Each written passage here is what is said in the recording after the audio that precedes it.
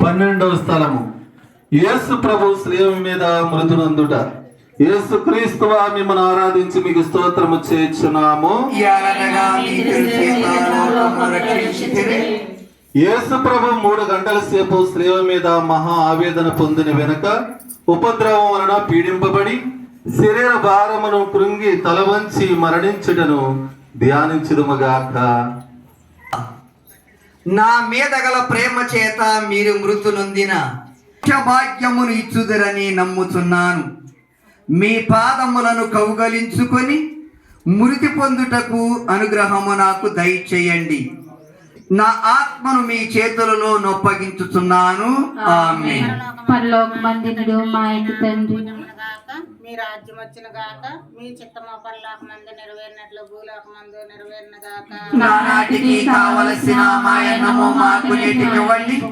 మా యొద్ద అప్పుబడిన వారిని మేము మన్నించినట్లు మా అప్పులను మీరు మన్నించండి.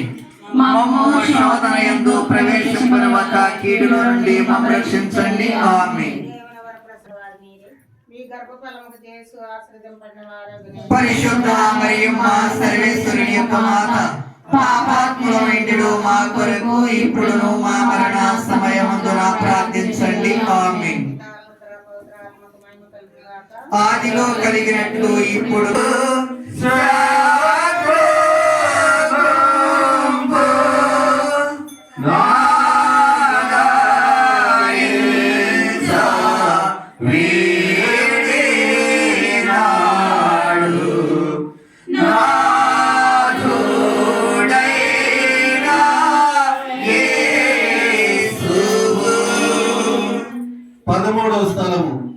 యేసు ప్రభు శ్రీవ నుండి దింపబడుట.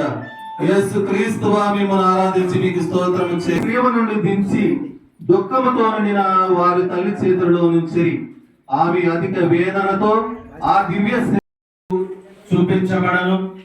అనాసు, కైపాసు, పిలాతు, హేరోదుల వారిల ముందర అవమానముగా అప్పగింపబడును. అబద్ధ సాక్ష్యముల వలన నేరము మోపబడ